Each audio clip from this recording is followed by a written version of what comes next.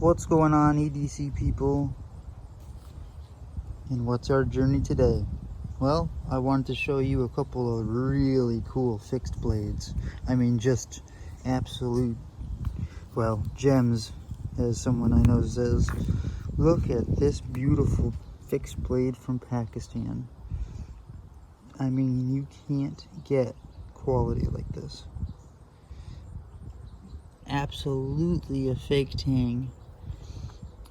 Beautiful, beautiful grind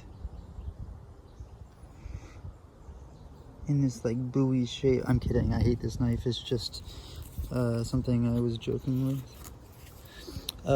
Another kind of joke knife happens to be this one. It's a dagger. It's from Frost Cutlery, so yes, I get it all.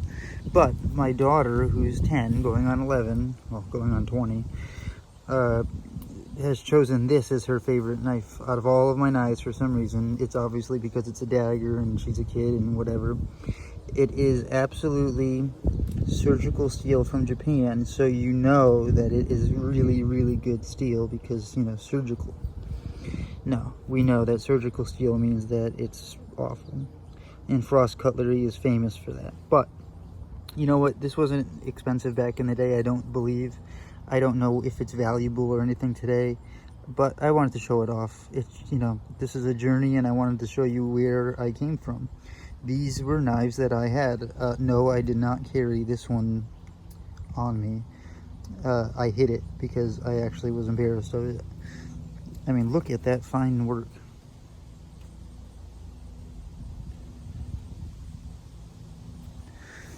But no, this one is important to me because it's my daughter's favorite, despite being surgical steel and all that. Okay, so that's that part of the video. Let me pause this and we'll get to the real point in a second. Okay, we're back with part 2. One of the main things I actually wanted to show you that wasn't a joke.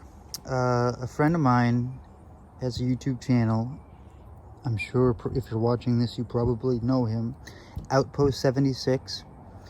If you don't, you should go check him out. He's one of those guys who does the seal testing, you know, with cutting, and he does a lot of modifications.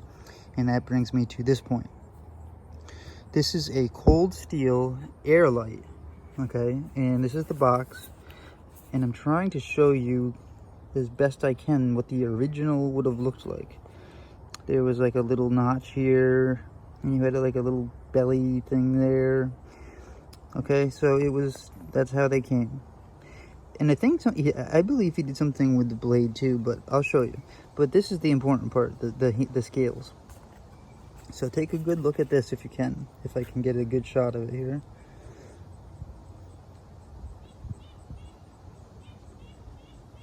Okay, now here's the actual knife. Now it is a lockback, and I do happen to kind of despise lockbacks. I don't know why, but it's just not my thing. But it's still cool. Now take a look at what he did compared to what it was. He did what I guess everyone is calling a skinny mod. There is no hump there at all. He totally, and it looks professional. I mean, it doesn't look like somebody just hacked it off. It looks like it was supposed to be that way. And I can tell you, just by having used knives with that kind of a choil or whatever, that this is so much more comfortable. And you know, the jimping lands right in the right place now. You have a little bit more freedom if you have a big hand to get that finger in there. And then the blade, you know, again, I'm not sure he did something to the blade. I know he's sharpened it and it's got some scratches, and that's cool, whatever. But I can't tell if he did something to the blade. Maybe, okay, let's take a close look.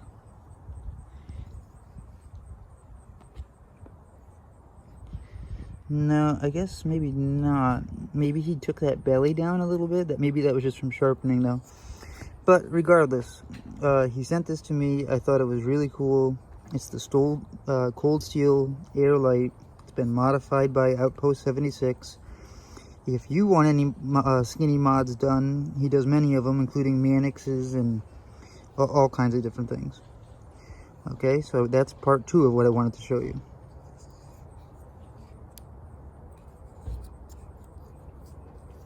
You can swing it open, which is okay, but it's a lockback, so you know you can't really, you got to be careful if you just do that, because it will guillotine your finger off.